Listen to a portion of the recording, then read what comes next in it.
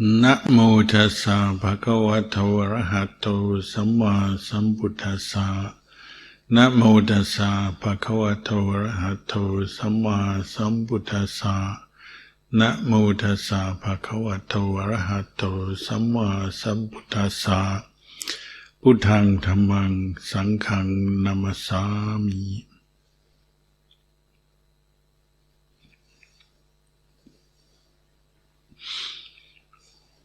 Blessings and good evening on this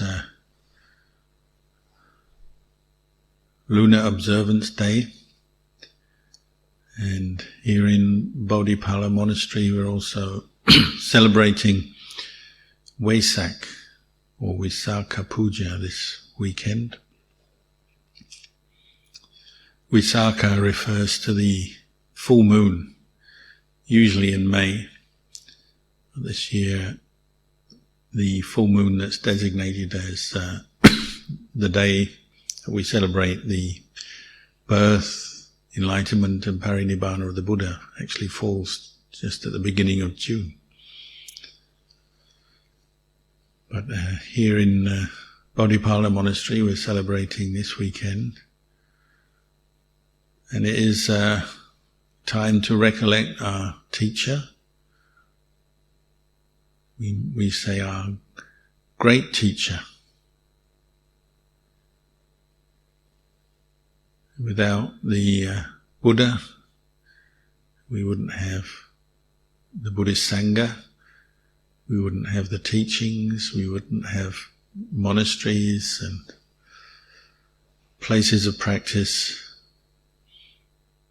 The world would be a much worse off place, I would say.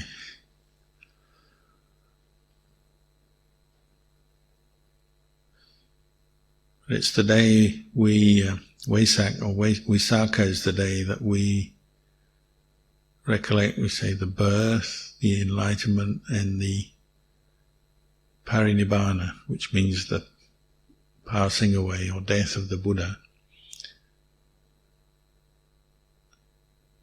That already brings up one important reflection, that the Buddha was a human being just like us.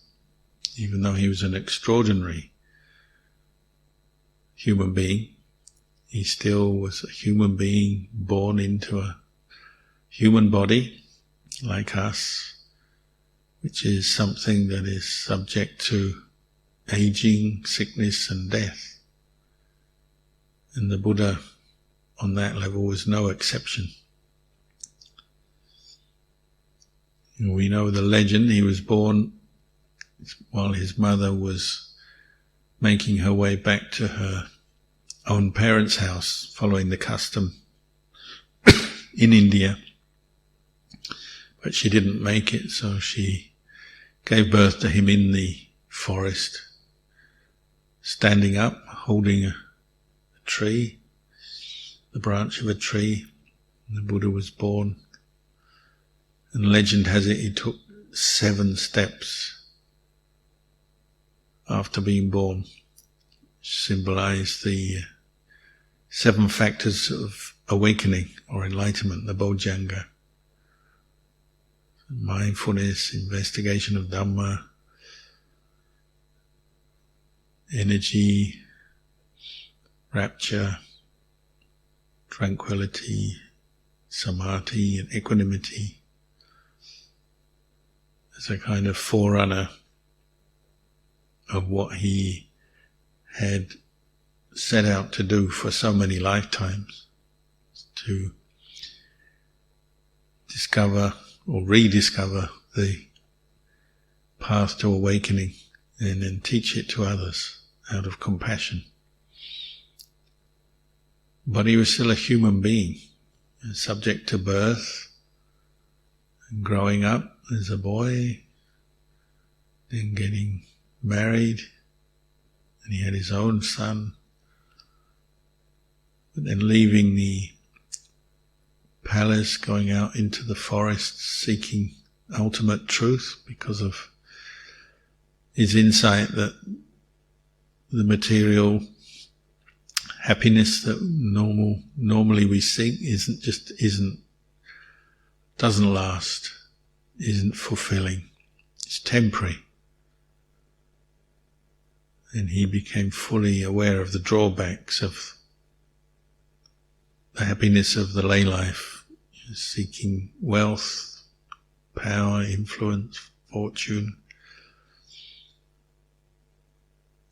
So he went out into the forest, and although he did study with the leading teachers of the day, he went beyond them in his own practice, so he went off ultimately on his own and had to find this awakening experience through his own efforts, to be his own teacher, self-enlightened,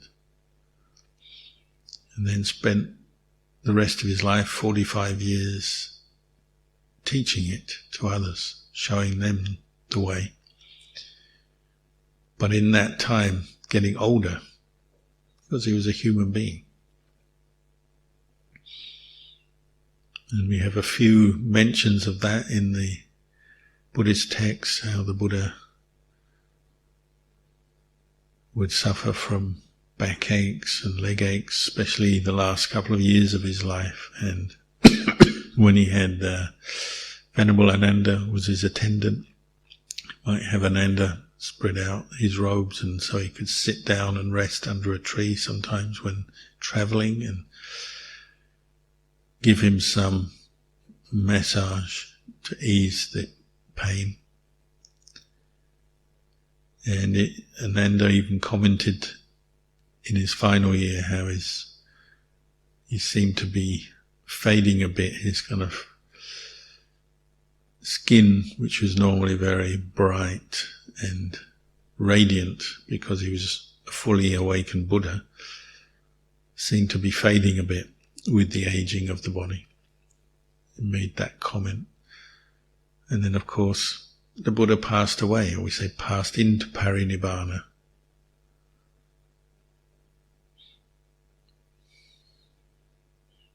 So the Buddha was subject to birth, aging, sickness and death, just as we are. He had a body and a mind just as we have. But through the great effort and determination of the Buddha, he was determined to find a way out of the suffering of birth, aging, sickness and death, and the normal stresses of life, the despairs, the disappointments, the mental suffering and the physical suffering. He was determined to find a way out. And that led him on in his pursuit of practicing sila, samadhi, and ultimately panya, wisdom, developing insight, which separated him from the teachers of his day, who had also developed great discipline, morality, and developed skills in samadhi and meditation. But what was still missing, the final missing piece, as it were, is the insight into the conditionality of existence, which defines the Buddha and his teachings. And as we know, there's this famous phrase, one who sees the Dhamma, meaning the sees dependent origination, teaching on conditionality, cause and effect, or the codependent arising of suffering. One who sees the Dhamma sees the Buddha, one who sees the Buddha sees the Dhamma. They're synonymous. So this awakening experience that the Buddha had defines what a Buddha is, an awakened being who's penetrated the truths of how suffering arises and how to abandon it, end it. And particularly seeing that all physical and phenomena in this, and mental phenomena in this world are subject to arising and cessation. They arise through causes and conditions, and they change and pass away.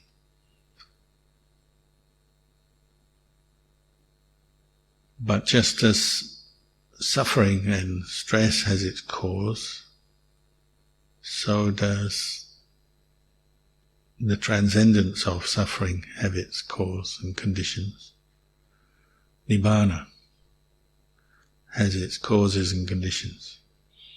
This is something that people often forget. They hear the Buddhist teachings, or they practice vipassana and go on a meditation course, and they develop this awareness that everything is subject to arising and ceasing, everything arises from causes and passes away, everything is impermanent, transient.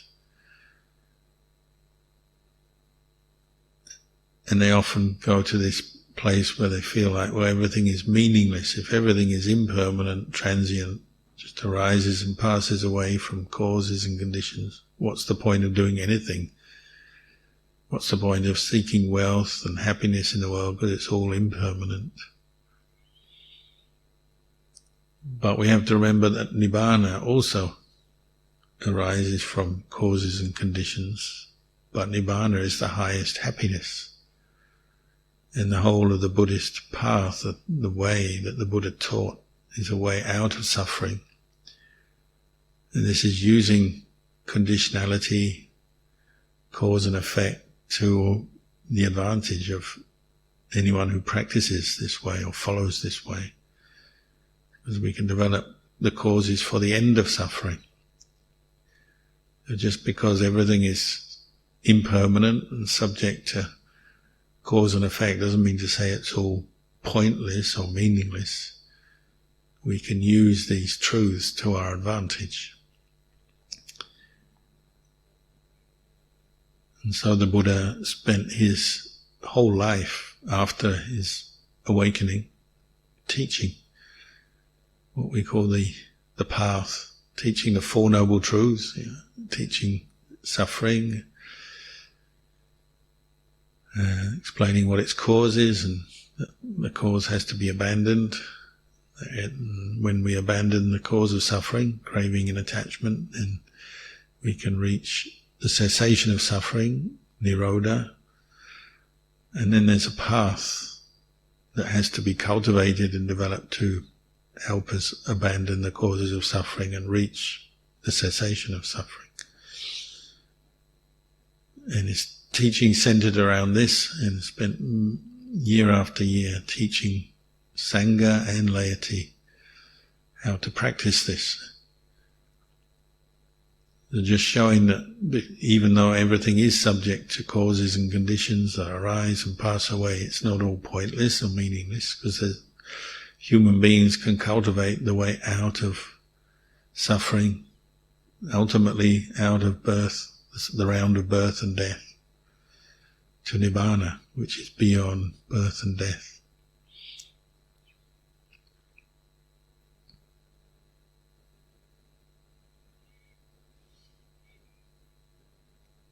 So this is what we're celebrating and recollecting at the time of Vesak, in the fact that there is a way out of all forms of physical and mental suffering. And the Buddha has shown us that way, both through his own example and his teachings. As we say, the Buddha was a human being, and he trained himself. He trained his mind to see the Dhamma, realize the Dhamma. And he trained himself so we can train ourselves. It's possible. And this potential is there within us as human beings.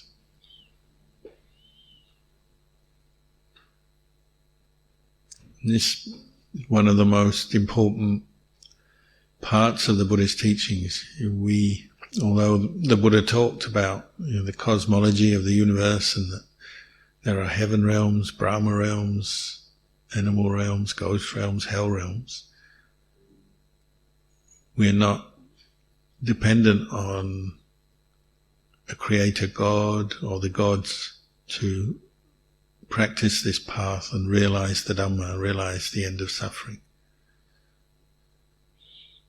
We actually have to go into our own minds, hearts and minds, and cultivate the causes and conditions for insight into the true nature or the conditioned nature of our life, rather than spend our time praying or requesting to a God to help us or solve our problems. We have to go in and develop our own insight and wisdom and understanding through our own practice. And this is the flavour of the Buddhist teaching. It's based on the fact that the human mind and the human being can train themselves, can cultivate the qualities that will ultimately result in awakening, nibbana. It's possible. And the Buddha did it first, but then he was able to pass on that knowledge and understanding to others. Monks, nuns, and laymen, lay women. We even call him the teacher of gods and humans, so even the devas, the gods, could hear the Dhamma and realize the Dhamma too.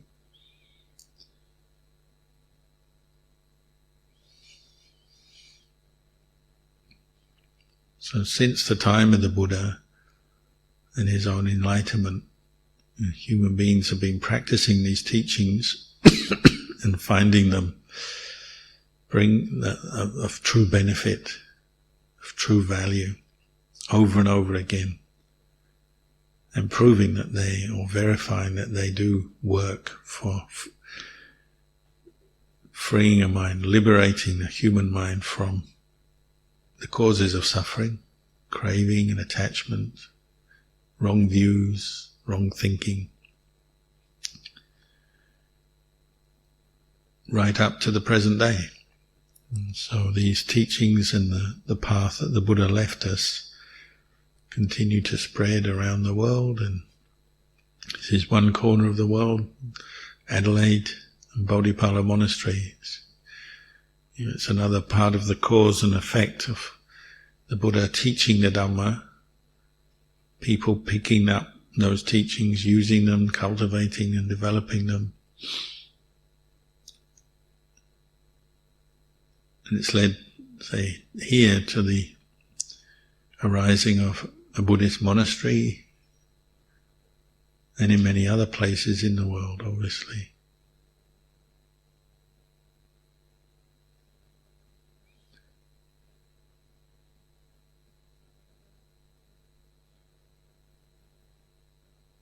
And the whole flavour of these teachings that the Buddha taught, he puts the responsibility, the practice back on us. He didn't teach us or encourage people to just worship him as an end in itself.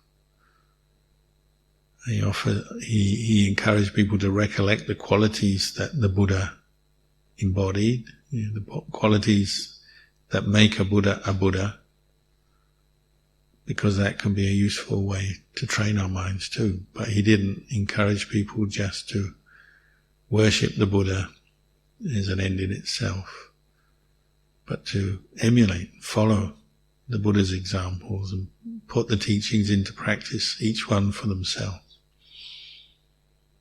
The emphasis in the teachings is always to come back and look at your own life, and particularly with this interest to understand why do we suffer, and why do we get stressed, why do we have to face unhappiness in all its forms, but then to look for the way out, by cultivating good eyes, you could say, the Dhamma eye, the eye that sees the truth in an objective, balanced way from a place of peace rather than just idealism, to come back and look at the way things are and see, well, when I an individual, I or any other individual, attached to unwholesome thinking, rooted in what we call mental defilements, kilesa, it leads to suffering. When we grasp hold of and identify with thoughts rooted in greed, anger, delusion, we suffer. But when we recognize what's going on, we develop the good eye, the Dhamma eye, and see that just as greed, anger and delusion can arise into the mind, it can also be abandoned and let go of, then that becomes the practice to develop the skills, the clarity, the serenity, the patience, and so on, to the point where we can recognize greed, anger and delusion for what they are, as the causes of suffering, and then abandon them. And maybe not just abandon them once, but over and over again. So with great patience and great effort, just as the Buddha himself had to practice patiently for so long, and just as modern day teachers like Ajahn Chah practiced over and over again, recognizing and then abandoning mental defilement.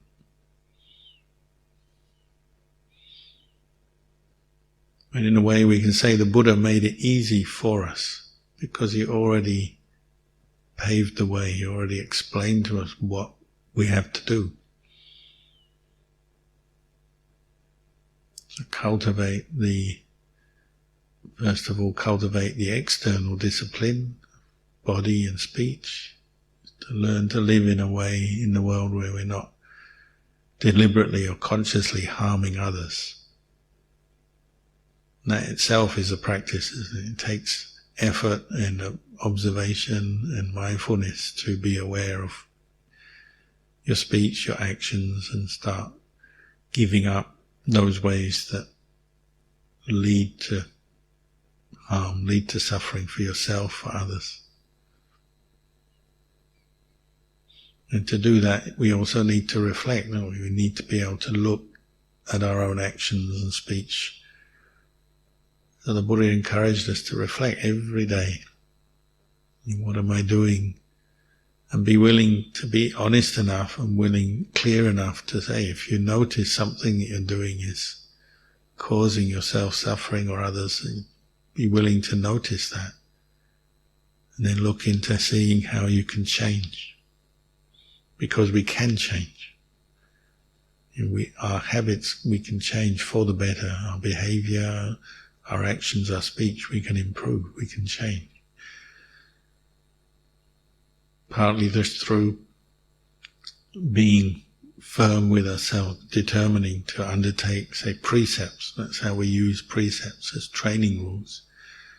Give up killing, give up stealing, sexual misconduct, lying, malicious speech and abusive speech, and then give up intoxicants. All of that requires an undertaking, a determination on our part for the benefit of freeing the mind from the unpleasant consequences of those types of behavior when we don't keep the precepts. Harming living beings comes back on us. Disrespecting other people's property, stealing it, comes back on us. Sexual misconduct comes back on us. Lying comes back on us. Getting intoxicated comes back on us. This is something we just have to reflect on and learn for ourselves. We can receive teachings from others, good examples from others, but no one can force you to do this, really. For short periods of time, someone might be able to force you to keep precepts, but in the end, to train, we have to see the value of it, the benefit for ourselves, and then wish to abandon the intention to kill, to steal, and so on.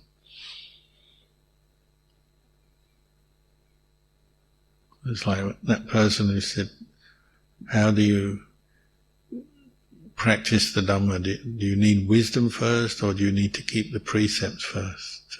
You asked Ajahn Chah, and he said, well, really you need some wisdom, because to keep the precepts you need some understanding of the benefit of it, and then you'll see why it's worth keeping precepts. And most of us have had periods in the past where we didn't keep precepts. When we think back, we often have some regret. But that's what you have to notice. The regret, the guilt, the sadness that comes when we don't act in accordance with sila, with morality. We suffer. We suffer the regrets and the uncomfortable feelings and the suspicions and fears and the criticism from others and maybe even the harmful consequences. So even that we can use to our advantage. When you see the suffering of not living in a moral, harmless way, then you get your motivation to keep the precepts. And when the memories come up, once you've understood what you need to understand here, then when the memories come up, well, you practice letting them go. You acknowledge them and let them go. There's another part of the suffering is, the Buddhist who's always remembering their mistakes and feeling bad about it, can never shake them off. We have to learn to let go of the past, even our mistakes and the unpleasant things we've done, embarrassing things we've done, all the things that you might call behavior that wasn't in line with morality, unwholesome, unskillful speech, unskillful actions. We have to let it go and move on. But the way you let it go is becoming mindful of it and then determining not to act in those ways again. And this is wisdom. This is insight.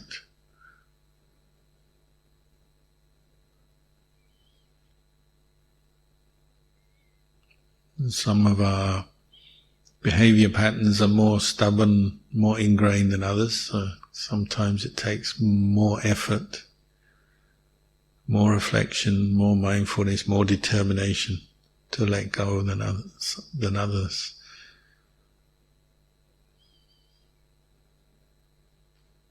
But you just keep training, keep practicing, because we can. As human beings, this is our potential. This is what we have. We have an intelligence and we have an ability to learn from our experience. And this is what sila is. It's coming to learn that it's in our own best interest not to harm others, not to harm ourselves, not to harm others.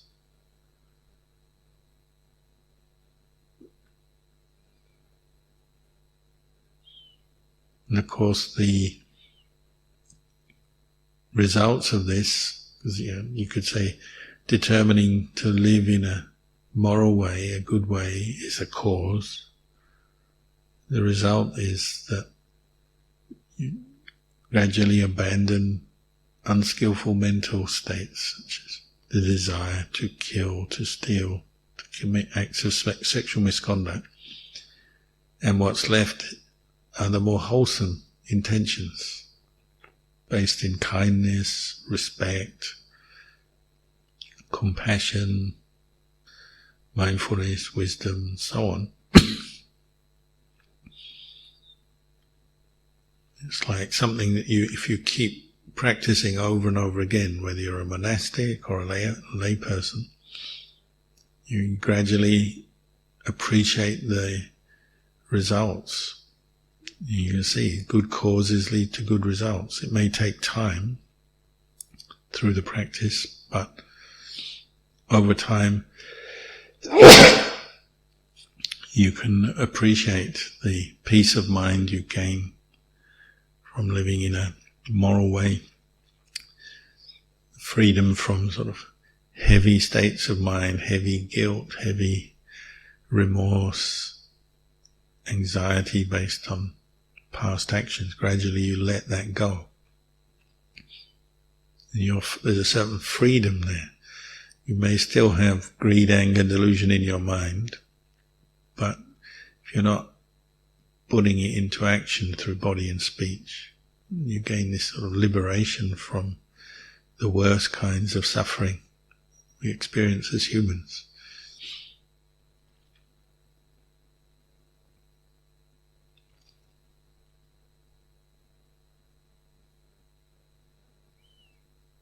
So sometimes we meet people and they seem very peaceful. They may not yet be fully awakened beings, but they have a certain level of peace around them, an aura of peace, a certain level of happiness, relaxed, at ease in themselves. And that's maybe because they've practiced sila long enough that it's just become normal for them. They don't think much about harming others through their actions, their speech. Even though they're living in the world, in a human body, it's as if they're already living in a kind of a heavenly existence. We call them Manusa Deva, so the mind of a Deva, but a human body. It's just a natural result of cultivating mindfulness of speech and actions and avoiding doing things in a harmful way.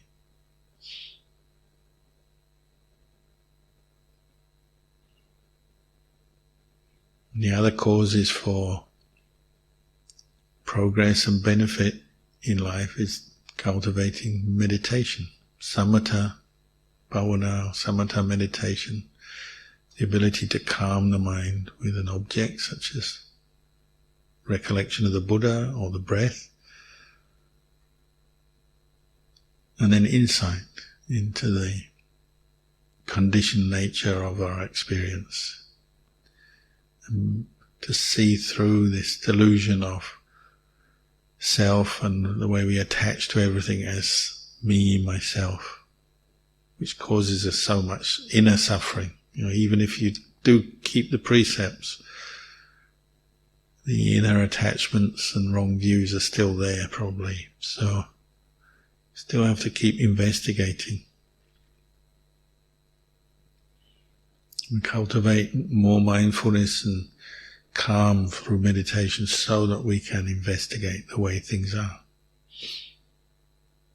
To see through the delusions of the mind that will keep creating this sense of self in experience. Always grasping on to different moods and thoughts as me, myself, this is who I am. Even though they're passing through the mind, very transient, temporary moods, we keep doing it. That's what delusion is like. We keep saying, that's me, that's who I am. Especially when we're inexperienced in the practice, we tend to identify often with the worst thoughts that we notice in the mind. You have some anger and straight away you identify, that's me. Even though there'll be plenty of times in your day when you're not very angry, you're not particularly selfish, not suffering from any anxiety or worry, you won't notice them hardly. We often overlook the peace and the goodness in the mind and just pick up on anything that's at fault. Human beings are very good at this because we've been trained, say, through our education and our culture to think critically. So we'll turn that on ourselves. You'll notice this as you meditate, how any bit of mental agitation, a foolish thought, an unkind thought, fear, anxiety, straight away we pick it up and say, that's me, that's who I am.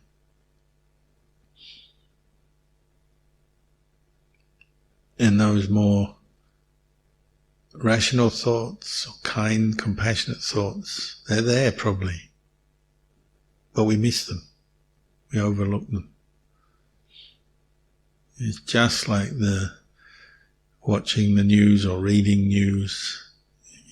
They'll only, or nearly only, write about the bad stuff, the negative stuff going on in the world. All that's wrong in the world will come out in the news, and all that's right will not be mentioned because it's right. We overlook it, or it doesn't seem worthy of talking about. And we do that with ourselves. You notice when you meditate how your mind just settles on every negative thought, every bit of disturbed mental activity,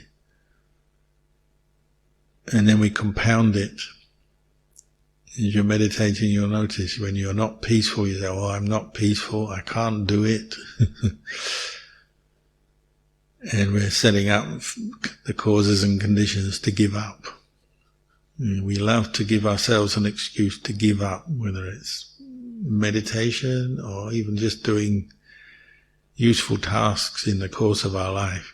How often do we sabotage our own efforts by just picking on ourselves, saying, I can't do this, or this is no good, I'm not good enough, or noticing some weakness, personal weakness, a bit of worry, anxiety, or some irritation, and then we say, that's me, that's who I am, I can't do this.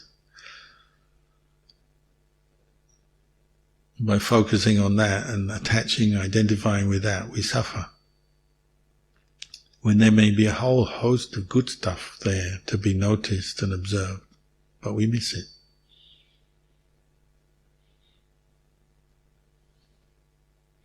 So the Buddha encouraged us to recollect the good in our lives and around us in others as well. You recollect our sila, our morality, recollect our generosity, recollect the qualities of mind that are we do call wholesome. Because the effect is, it gives you a sense of well-being and balances up the habit of always focusing on what's wrong, the negative.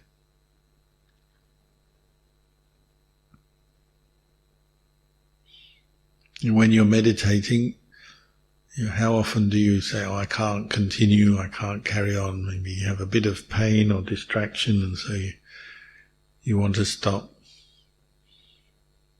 If you can pause, establish mindfulness and ask yourself at that moment, who is saying that and what is saying that? That thought to stop or give up. It's just a thought, isn't it? It's just a thought that arises and passes away. And you have another part of your mind that maybe can be mindful of it and say, well, okay, it's a negative thought, but it arises, passes away. I don't have to do anything with it, just watch it come and go. Or you have a memory of something that pulls you down, you remember something that went wrong or some bad incident that happened and it makes you feel unhappy. But to have enough mindfulness to say, well, that's also just a memory, just a thought. It comes, it goes. And to develop that skill, to bring up mindfulness, pay more attention, be mindful as you're looking at your mind. Cultivate this, whether you're standing, walking, sitting, lying down, doesn't matter. And to acknowledge negative thoughts that come up, but not to get lost in them or not to attach to them and say, that's me, and that's who I am. Just notice them. They're just mental states that arise and pass away. Then you might doubt, and you say, well, who is noticing the mental states arise and pass away? Well, mindfulness and insight is noticing. You say, well, who is that? It doesn't have to be anyone. You could say it's another set of causes and conditions that the Buddha pointed to. There's the negative causes and there's the more positive, wholesome ones. They're still causes and conditions. Just so the path of Sila Samadhi Panya is one cause, which results in insight and letting go. The path of negativity is another cause, results in stress and suffering. If you cultivate the path of Sila Samadhi Panya more, and you develop more determination, more effort there, well, little by little the negativity will fade, won't it? You're not supporting those causes and conditions. Much of our practice is based around this, cultivating the positive, wholesome causes, abandoning the unwholesome causes. Maybe it takes time, but over time you see a change for the better, for your happiness, for the benefit of yourself and for others. Because if we're happier within ourselves, then other people benefit as well.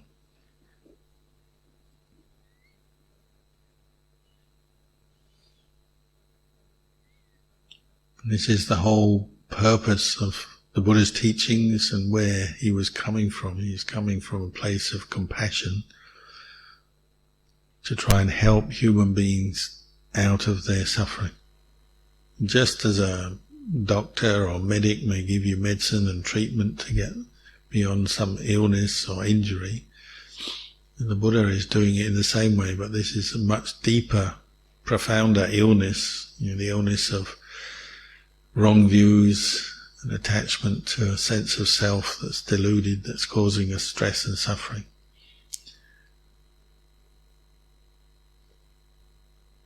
The result of this practice, developing mindfulness insight, is seen through the delusion to a place of non-delusion, a place of freedom, or we say emptiness of self.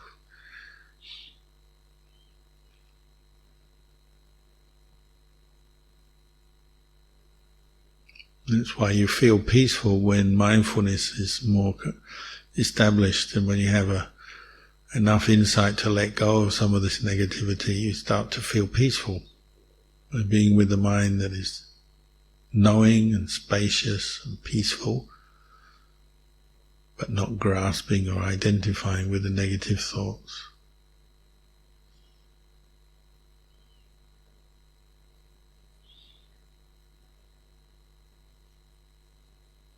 So say at this time of Vesak, Visakha Puja, it's quite normal to have feelings of gratitude come up, appreciation of the Buddha,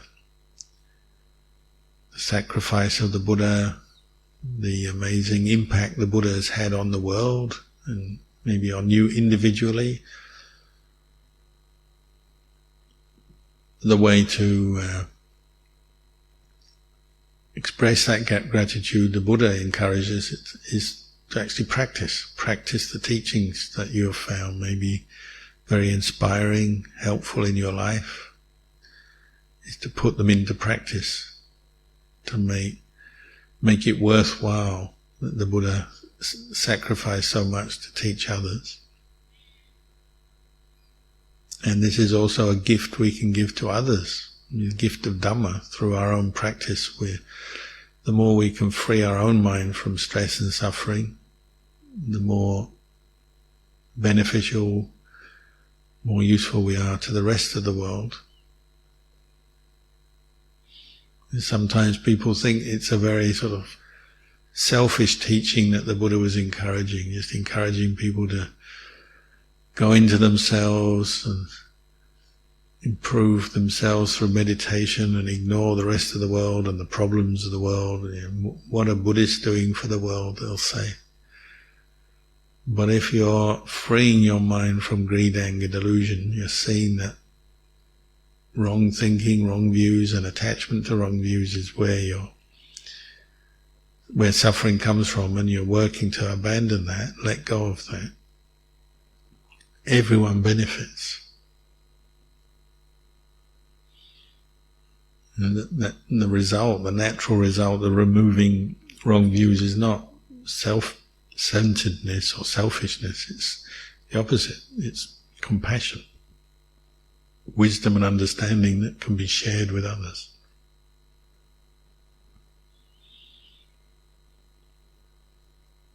Again, you're recollecting the life of the Buddha.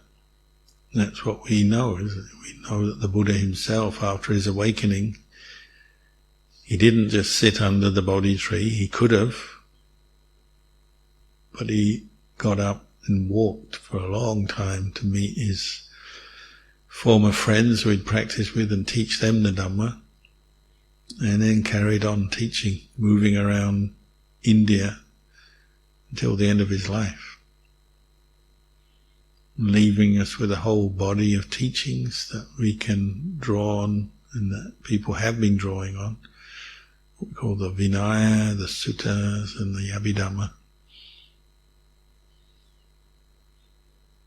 So far from the experience of enlightenment being one that leads to selfishness, self-centeredness, also becoming an introvert, it's the opposite. It leads to the greatest benefit for many, many people from that time right through till today.